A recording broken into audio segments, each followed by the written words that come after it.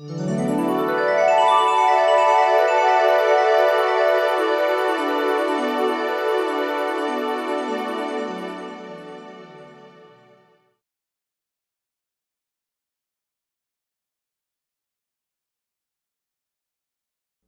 a sprite, a spiritual sprite.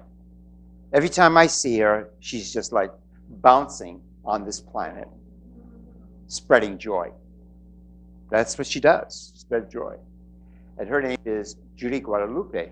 Has that kind of like Judy Guadalupe, hopping around. She's a mother, author, and soul walker, and an inspirer of the soul. I should say inspire of the soul. That's my New England accent. She created Freeing Our Goddance, which is a women's awakening intensive. She's also done Answering the Call of Your Soul, mini retreats for adults. And she's also the co-founder of the Children of the New Earth conferences. Judy has been featured in various radio programs, station programs, and also on a television program, Good Morning America. You guys familiar with that? Sacramento. Good Day Sacramento, is it? Okay, I'm sorry.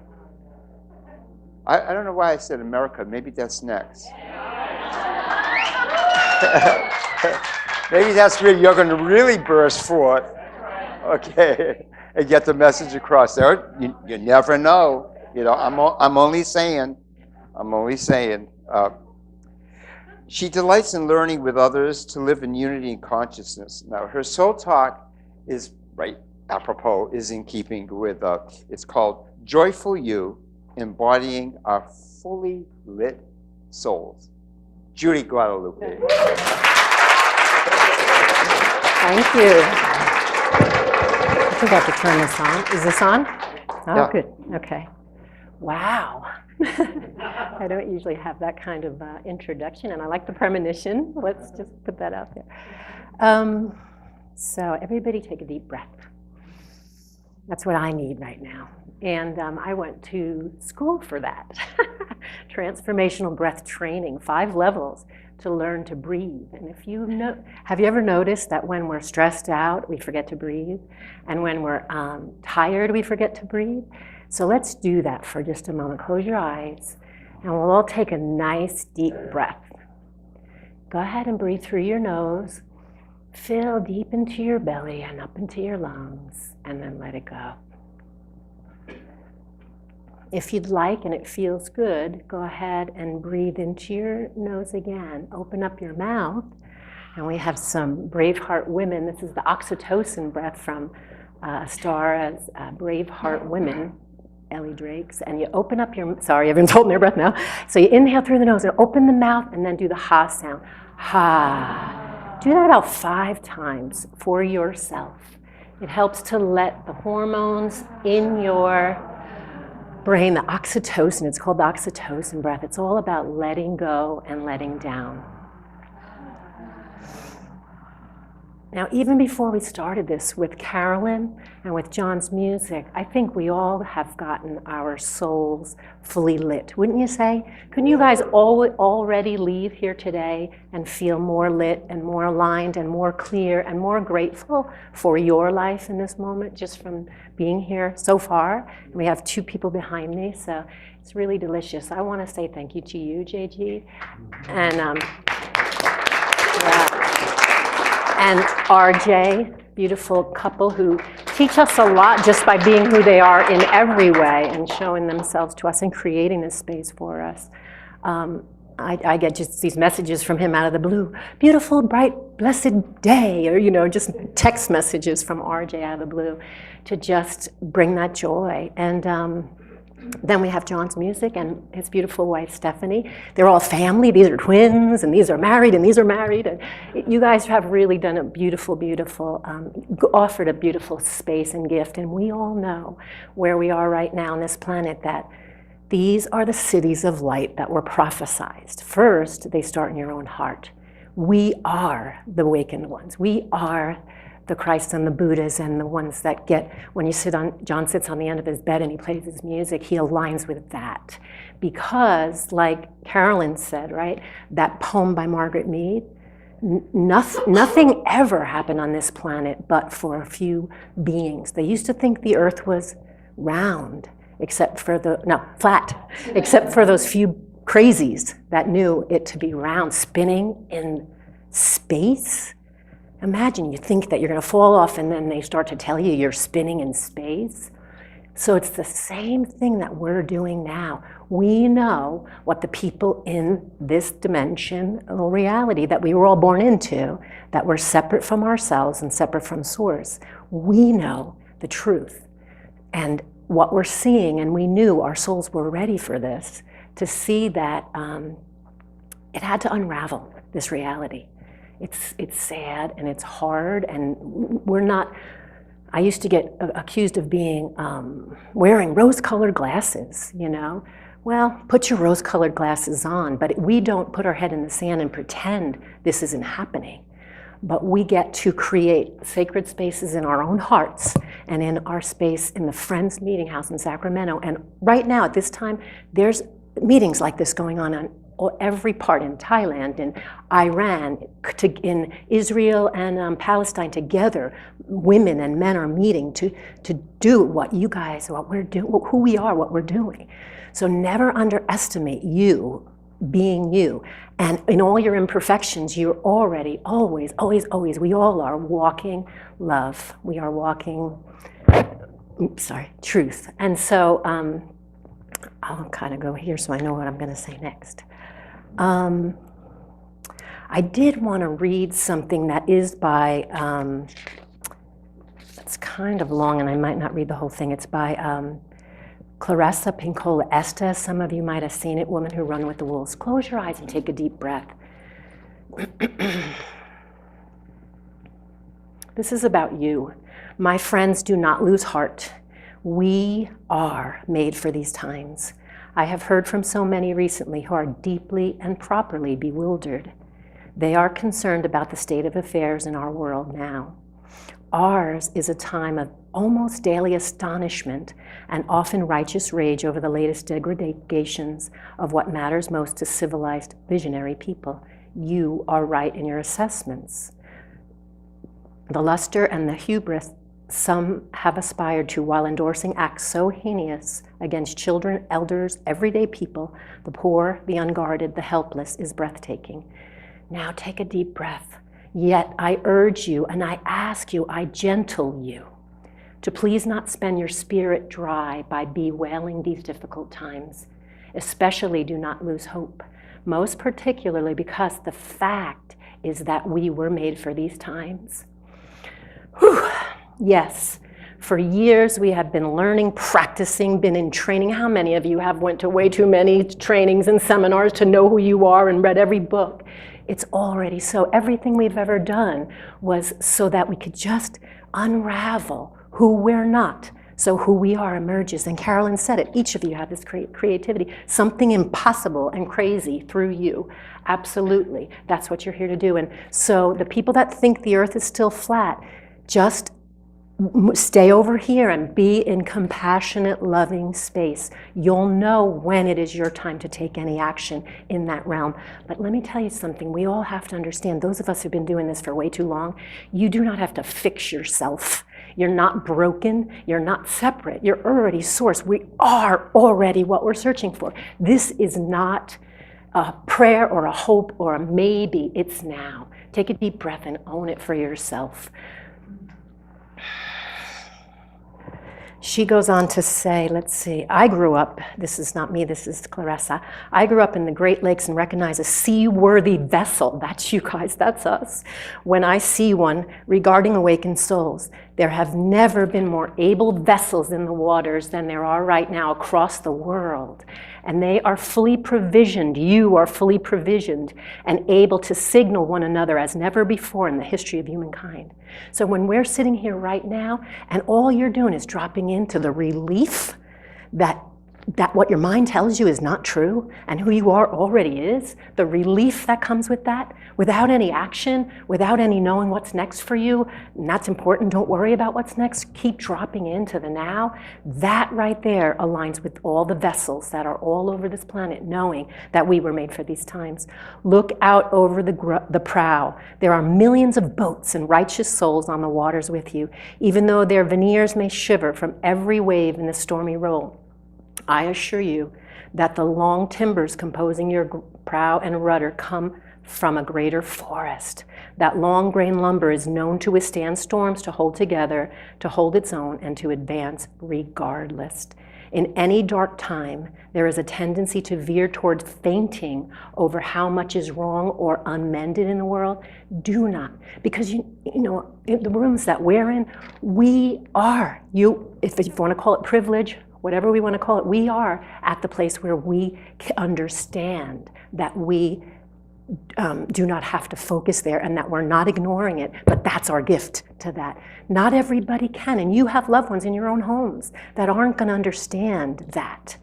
You know, they feel it, they hate it, they push against it, they feed it, but, and we that can, and if you're in this room, you are that forest, you are that tree, you are that vessel. Do not focus on that. There is a tendency to fall into being weakened by dwelling on what is outside your reach, by what you cannot yet be. Do not focus there. That is spending the wind without raising the sails, right? So we think, oh, but we're not doing anything, you know. It's all available in the now, and it's getting that place of still. We are needed. That is all we can know. And though we meet resistance, we more so will be greeted by great souls like RJ, like JG, like Carolyn, like Kelly, like Debbie that's speaking today, and Lynette, and Doreen, and Martha, and everyone sitting in this room, you know. Aren't you finding it that you're just popping into meeting people all over the place that see you and want this conversation, because it's actually vibrational frequency reality. When Margaret Mead said, nothing ever manifests, that, you know, that it did take people to see that the earth was round and have a collective vibrational frequency of it, so that they brought it through. Well, we get to have the collective vibrational frequency of the reality that you are fully and utterly connected with Source. Fully and utterly in this moment, and you're connected with each other. And the people that are suffering over here, you're fully connected with them. And because you can, and because we can connect with the part of them that's not harmed, the part of them that's not suffering. Because we're not just what we are in this physical body, thank God, right? We have our essential and eternal self. Those of us who can, we're embodying more and more of that essence. And those of us over here, I'll tell us the best story, my best spiritual teaching of all is my mother's death. And it was about 1.5 years ago. And my mom was a Catholic woman. They sang On Eagle's Wings, you know that song? Do you remember that? I was thinking maybe my mom was going to bring that one through you, but anyway, we sang that at the end of her thing. Oh, just sobbing because it was in church. My mom was a woman who lived fully, as many women in her generation, the kind of the martyr paradigm in a sense, but in a most beautiful way, because it was really her essence. It was kind of like, I think, a lot of beings that came into this planet before.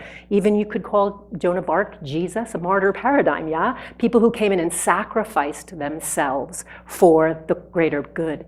And we are living at a time where we're understanding that we can fill ourselves without sacrificing ourselves, and then radiate who we are without giving ourselves or our energy away. So anyway, my mother did, in her glory, live that, but she fed the hungry all the time. She had 7 kids, 22 grandkids, and 8 great-grandkids. And she created memories like you wouldn't believe. She took 4 at a time of her grandkids on cruises, and She always was feeding the hungry. In my house, anybody could come in, whatever color, whatever you looked like. And we have 6 girls and 1 boy, and we bought some winners around, you know. And they could even sleep over. She would find them in weird places, and yeah. So it was a pretty open. She just was open. She said when she was 5 years old, I don't know why this is coming through, but she was an awakened one before before her time. She said when they used to say the publics would go to hell, and they used to ask her if she had the N-word, niggers, in her class, and she said, I knew right away that couldn't be true, that we couldn't be better than anyone, and I knew that just because I went to this school, all the publics, anyone that doesn't go to Catholic school is going to go to hell. That's what they were still, that's what has still been being taught not so long ago. And without judgment, or without going against or hating how we were brought up or how we learned, we get to pop out of that consciousness. And he just gave me a signal and I lost my train. It's 5 minutes left? Oh wow, that goes fast. So the really thing that I want to say up here, I have a copy of that and I can email it to all of you if you don't have it. So let's see. So my mom, death, so she lived her life like that. She just always knew things and she taught us that. And yet she never learned to take care of herself, and she really trusted doctors and that kind of thing. So anyway, at her deathbed, I had gone to a counselor during my addiction. I kind of went through the addiction doorway to my spirituality. And she had had a lot of stuff in her family with men and a lot of unspoken stuff growing up in the Bronx as she did. And she started to go to this counselor, and she said, no, I'm not going to open that can of worms. So she lived in that place of, I'm not going to open that can of worms. And I used to feel, oh, if she would just do this, maybe she'd feel better, or if she would go to this naturopath, or if she would do this. And then as time went on, I started to let go of that so I could just have a relationship with my mom. Well, my mom had a stroke, and pretty quickly she really fought it, tried to not be on a feeding tube or be in a bed without being able to get up, but she was all there in her brain. And one day I was here and she was there in New Jersey, and I started to feel really sick, and I called my sister. She said, yeah, Mom's real sick. And I did a meditation with this friend of mine who had already passed. I just called them in. I said, how can I help my mom? I could feel my mother there with guilt, shame, the stuff that we still carry in the collective, right? I could feel her with that. And all of a sudden, I just began to pray, and I felt us pop. And we were in the soup of existence, and it was pure essence and light. I could feel my flavor, my mom's flavor, and my friend's flavor. And I said to my mother, we can know this with or without a body. And there was a little, next to her, there was a little golden, I call it golden now, I think it was brown in the vision, but a little ball that I knew was her identity in this life. And it was there and kind of like permeating. And my mom, after that, told my sister the next morning, I want mauve nail polish, I want a mauve dress. And she said what she wants to be laid out in. And so she was just ready, so ready to go to hospice. She wanted to go see Dr. Charlie, who was the hospice doctor. And she chose her death. And with that, she told my dad, and he said, you're being selfish, we can get another doctor. She said, no, you're being selfish. And she just orchestrated her death. And all of that samskara, or all of that guilt and shame and wounds and all of that dissipated. It was not in her. I got to spend in hospice the last 2 weeks with her. She was radiant. Everyone just wanted to be in the room with her. So the message that I want to bring today, and that my mother brought to me, I went to a lot of spiritual teachers and teachings to really understand absolutely nothing has to be different than what it is. Absolutely nothing. And when we can move into that space and drop in over here knowing that, we become the vibration of the potentials yet to be. And we don't feed anymore the ones we want to change because we're not focusing there, we're focusing here. And so, boy, is that freeing for how you will treat your children, how you will be in the world, And our minds, the Course in Miracles says, nothing we can think is true. every time your mind gives you that limited thought, whether it's about you, can you imagine we are a heartbeat from the heart of the divine? We are that. And our little minds are over here. Even before I came in, I was so nervous. And I went into, John said he was going to mess up here for me so I didn't look so bad. And then you threw your pick at someone. That was good. I was like, thank you. I was like, thank you. But you know, humanness does that. So we are this and this. So it's not like you're broken and you're going to get over here and then you'll be enlightened. It's already so. And you got all this yourself, your inadequacies, your ideas, they're all swimming around. And yet, the more you focus here, the more you can love that back home. All those aspects of you, because they started when you were 3 and 5 and 10 and 12. We don't have to go to therapy for 20 years anymore. We can vibrationally choose to raise our vibrations so that our aspects or the parts of ourselves just melt on back home, right? So I have one poem when I was in the bathroom that I was nervous and I was like, okay, give me a poem. Like that was just going to calm me down, and I put the thing in and I lost it. Let's see. And it wasn't the one I expected, because I have a lot in here that I think are really good. Or I want to perform in somebody, you know, this part of me thinks that. But I want to, and this was just a little simple thing, so I thought it was just for me, but I'm feeling really it's not, because take a deep breath again. And before I do the poem, I'm just going to let this come, because we are multidimensional beings. There is the blessing of many beings always with you, and your own being. And we're one, which means there's no dimensional or phenomenal realities, and we're existing in multidimensional phenomenal realities. So take a couple of nice deep breaths.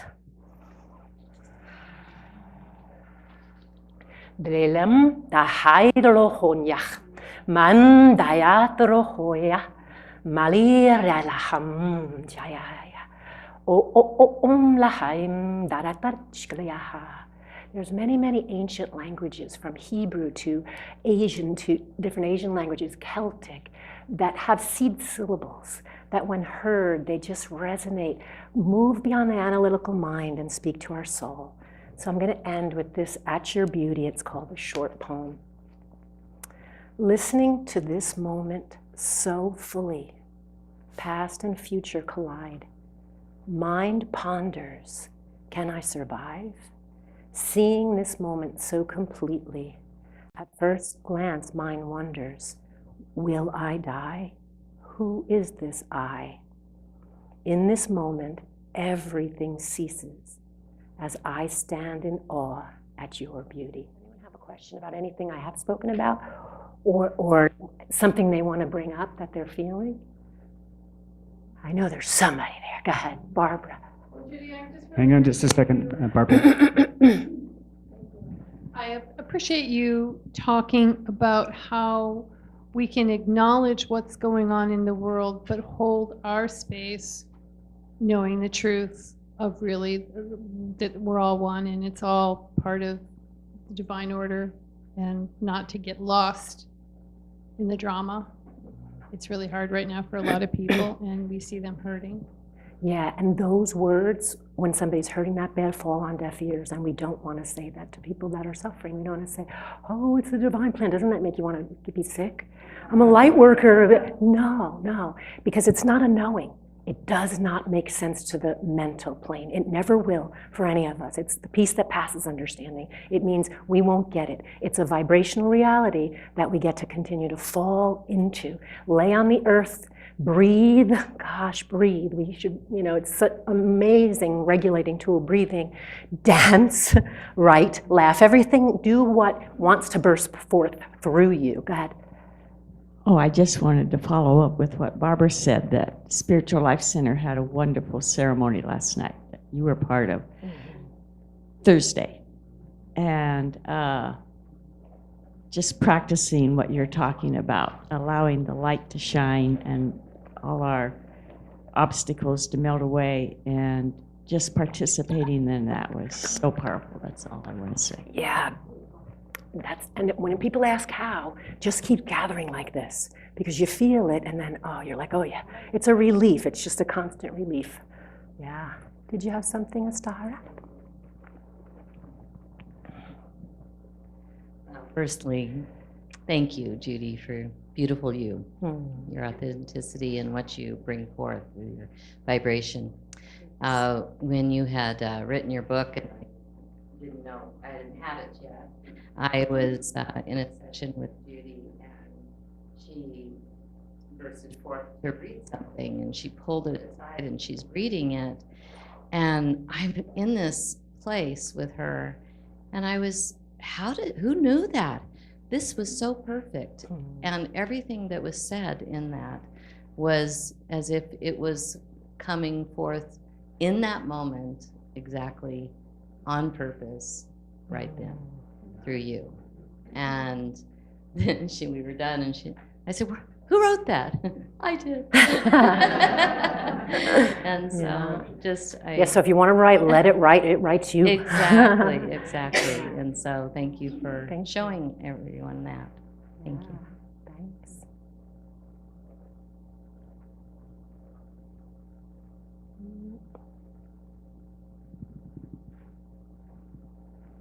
So does anybody else have anything they want to share or ask? Burst forth with. Yeah. I think that, let me just say one more thing. I think it's time, but yeah, it's called, this is a good one, I think. And if nobody has anything else, I'll end with this. Does anyone have any other little thing? This was called Joyfully You, Living Our Fully Lit Souls. It's not betraying people who aren't joyful to be joyful. Joy doesn't have an opposite. Love doesn't have an opposite. Happiness and sad, good, bad, right, wrongs, all in the dual existence. We're talking about popping into non-dual existence and staying in our bodies collectively. Not just one master every 2,000 years, all of us. So that's the non-dual nature. Joy and unconditional love are the essence here. They're not dual in nature. So your joy, you don't have to go to the suffering people and say, I'm so joyful and you suffer. You know, it's a vibrational reality. It's not the opposite. When my dad just died, my mom died last year, I went there, and when I was with some people, I cried my eyes out. With others, I saw how mad they still are at him. You know, just all the different things. I could feel over here. We can play and do and be this humanness. And the joy, the unconditional love is your essence. And so tell your mind when it wants to believe that that you're going backwards or something. No mirror ever becomes iron again. No bread ever became wheat. No ripened grape ever became sour fruit. Mature yourself and be secure from a change for the worse. Become the light. And I didn't write that, Rumi did. Okay, thank you.